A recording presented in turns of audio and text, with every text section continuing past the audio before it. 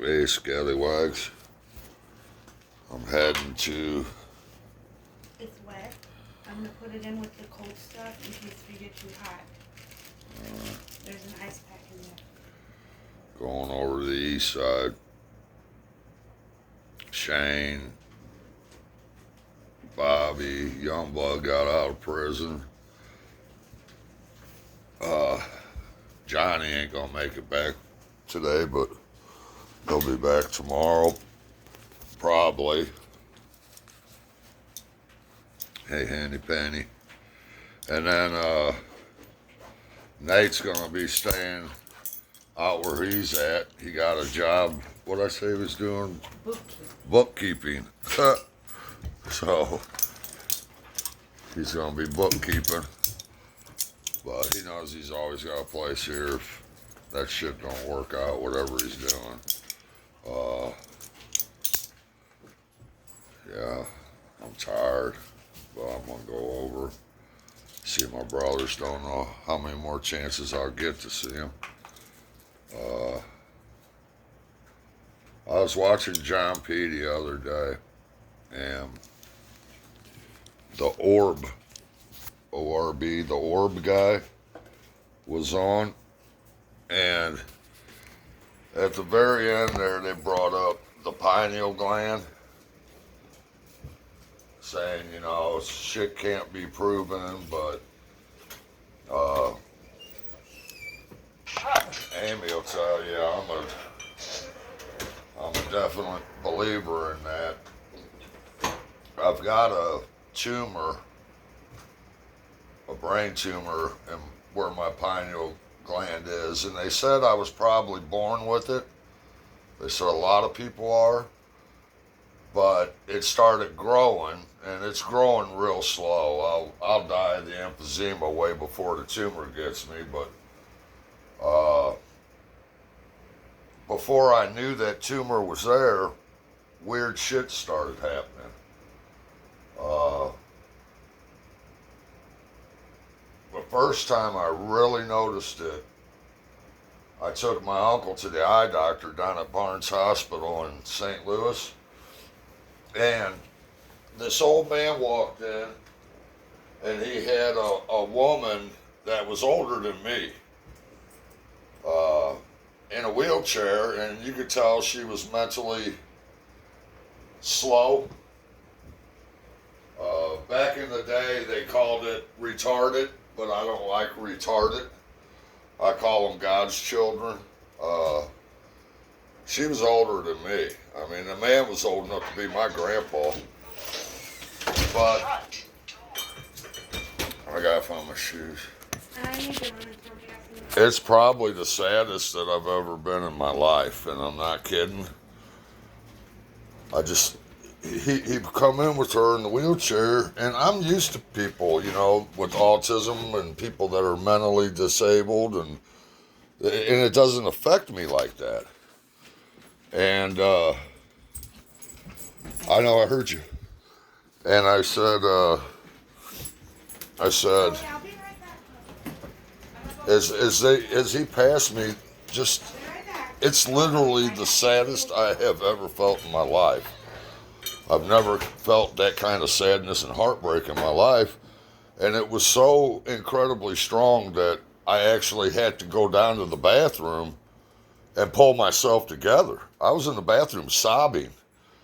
And I'm like, what the fuck is going on with me? And I'm putting water in my face, trying to pull myself together. And I finally pulled myself together, and I go back in, and I sit down, and my uncle looks at me. He goes, "Are you all right?" I said, "Yeah, I'm okay." And then the receptionist called that old man up to the window. And she said, "Mr. I can't remember what his name was, but she said, you don't even have an appointment today." And he said, this is a quote, he said, all of her life, her mother and I took care of her. Her mother died a few years ago, and I can't do this anymore. And I'm telling you, now I know what it was. But for a while, I thought I was losing my mind. There was a guy in the store we were walking by. And I'm telling you, this dude, I stopped dead in my tracks when he walked. He was coming from the other direction in the hardware store. I stopped dead in my tracks. I had goosebumps and hair standing up on my arms. And I turned and I'm just looking at him. And I was like locked on him. And Amy's like, Mark, what's wrong with you, you know? And the shit I felt coming off of that dude. Evil's the only way to describe it. And all kinds of things was happening. We was at Christmas one year, and that same year, and every time I'd get anywhere near my one cousin at that party, I felt coming off of him what I feel like whenever I'm suicidal, you know? And I thought, I need to call my Uncle Danny and let him know. And I thought, well, he's going to think I'm nuts. So after a couple of days, I thought, I got to call him. So I called my Uncle Danny. I said, look, you're going to think I'm crazy. But at the Christmas party, I was feeling like he wanted to kill himself. And he goes, that's so strange you said that. And I said, why? He said that night, everybody was leaving, and he come up to me and his mother when we were loading the truck up, and he said, can I please stay with you guys tonight? I'm feeling like killing myself. And, I mean, there's a lot of things like that, and then they found, I started having grand mal seizures. That part of the brain, it affects a lot of things. But I got to reading about it, and I got into, somehow I found this thing on the chakras in a person's body, and all these different religions through history referring to that as your third eye, your spiritual eye.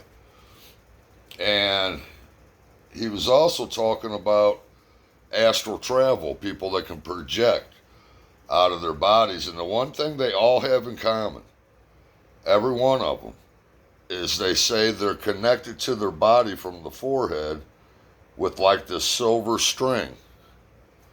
And they all have this, just, they're terrified that that's somehow going to get severed and they won't be able to get back to their body. But, so that was happening, and then I picked Amy. I got off work one day and I went to pick Amy up, and I felt like I was going to have a heat stroke, and it wasn't really all that hot out. She got in the truck, and all I remember is her getting in the truck. But I drove like a mile cutting through this neighborhood to go out on the main road to go to her house, and I went into a grand mal seizure. When I come to, my feet were running like I was trying to run. I heard police sirens. I heard the ambulance sirens, the paramedics, the fire department. I looked at Amy and I said, I have never put my hands on you. I have never cheated on you. I have always loved you and cherished you. Why did you call the police on me? And she said, Mark, and see, Amy's certified CPR. She said, Mark, you were gone. Your lips were blue. I could not resuscitate you, so I called 911, and I said, that is the cops. But I was real confused, very confused, disoriented, man. Like I got hit by a professional fighter or something. Well, if I got hit by a professional fighter, I'd probably be dead, but I was disoriented, really confused, and they got me in the ambulance, and he asked me my name, and I'm thinking, this fucker thinks I don't know my own name. I knew my first name, but I could not remember my last name. And then he asked me what my address was. I had no clue. And then he asked me who the president was, and I said, Jimmy Carter.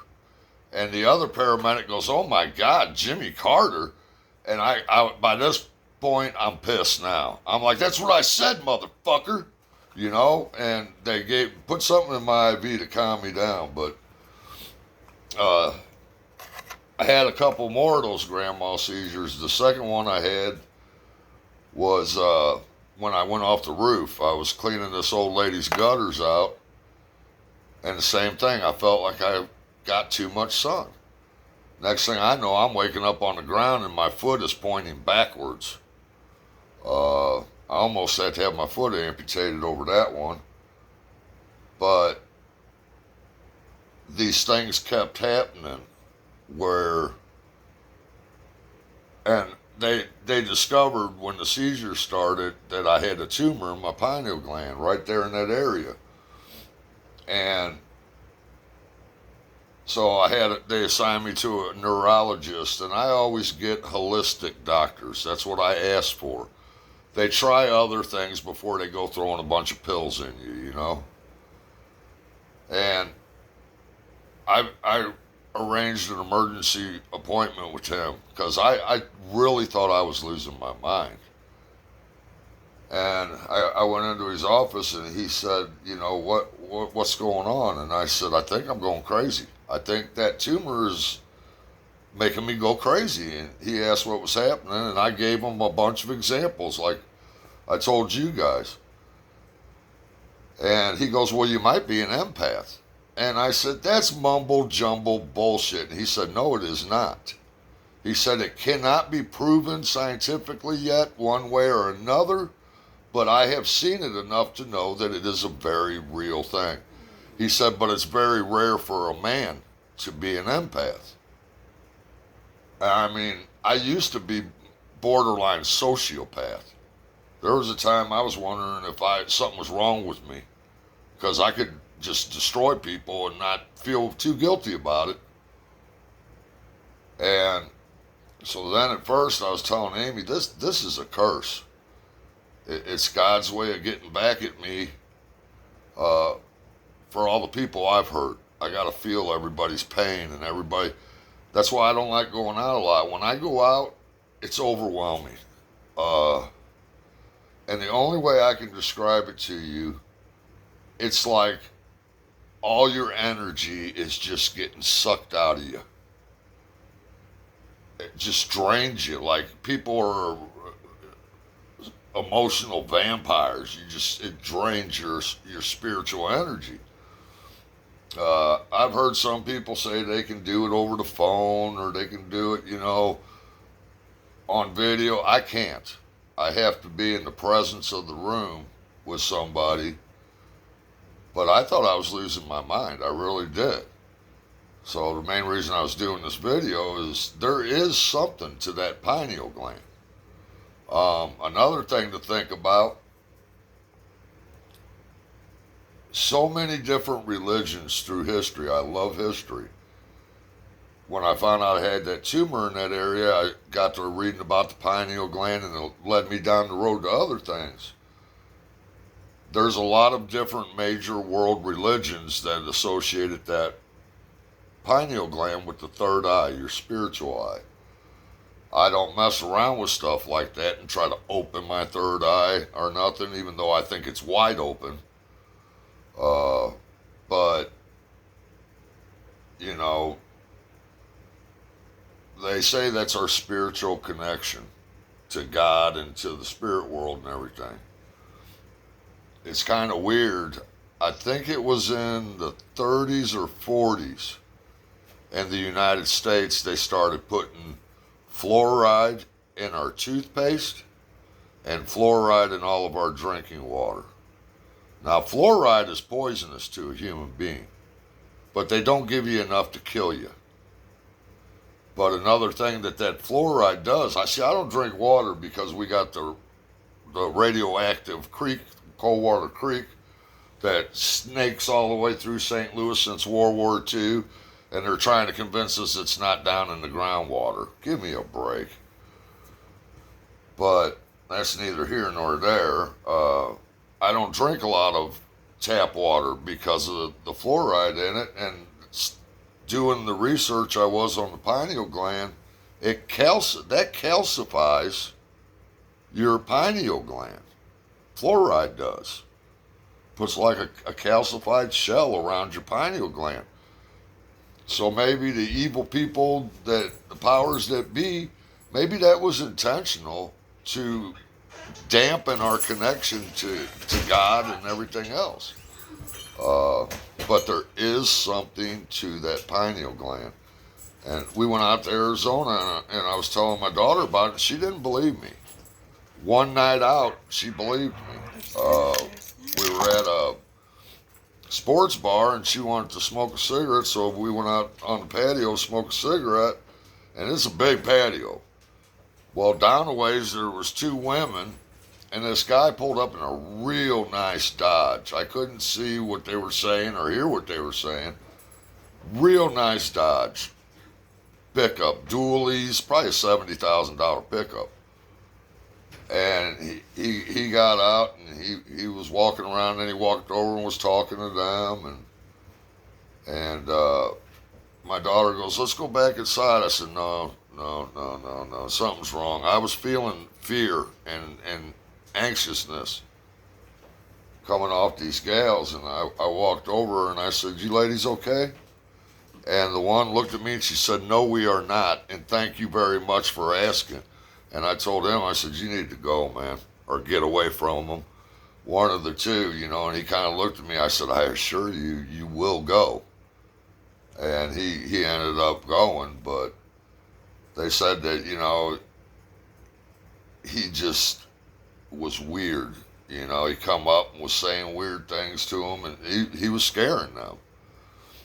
But nothing in his posture or the way he was standing or anything made me think that he was threatening them or nothing. But I felt fear and anxiety coming off of them. And a lot of people are going to think that's crazy. But my neurologist, my brain doctor, he said that there's no way right now to prove it's real or not. But he said he's seen enough that he's convinced that it's very real. My buddy Nate, he'll tell you, every once in a while I'll feel shit coming off of him, and I'll be like, "You all right, man?" And he'll be like, "That's what all of us guys do. We could be brokenhearted, the worst day of our life, and somebody says, 'You okay?' We'll say, yeah, we're fine." But Nate'll do that. He'll be like, "Yeah, I'm fine, man." And I'll be like, "No, you ain't." And I'll tell him exactly what he's feeling. And I'm not saying I can relate. I'm saying I physically feel those emotions. Whenever I go out, most of the time, what I feel is anger. Society, at least here in St. Louis, when I go out, it feels like prison when the yard's getting ready to explode and people are getting ready to snap.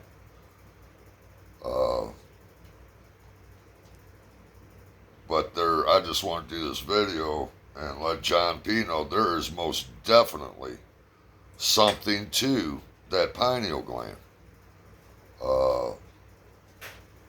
And here in America, they put fluoride, which calcifies the pineal gland, but everybody gets on me for not drinking water. I drink Dr. Pepper. And I joke, I say, that's why the mosquitoes don't bite me, because if a mosquito bites me, they'll go straight diabetic. But I'm going to hop off here. I got to get to driving and everything, but I wanted to put that up there. I thought I was losing my mind. What I was feeling was so intense, and it's so accurate to what the person was feeling. Like with my uncle at the hospital, I know I was feeling that old man's heartbreak. I was feeling like I was failing my daughter. I was feeling like I was failing my wife. And this old man was just emotionally and physically exhausted. I mean, when I'm literally have to leave the visiting or the reception's office there, the doctor's, and go down, and I'm sobbing like a baby in the bathroom. I mean, I was freaking out. There was a bunch of shit happening. It still happens, but now I'm more used to it. And I found something that to recharge, you go out in the woods. At least it works for me. Find you a nice, quiet spot out in the woods. Lean up against a tree, close your eyes, and just listen to the wind, the leaves in the wind, the birds. It, that recharges me like a battery. Nature is not angry like human beings are. Uh, but when I'm around people, it gets overwhelming. Plus, I'm bipolar on top of everything. So my emotions are already intense. And then when you're picking up on what everybody else is feeling, it's just crazy. But I'm a human lie detector if somebody's right there with me.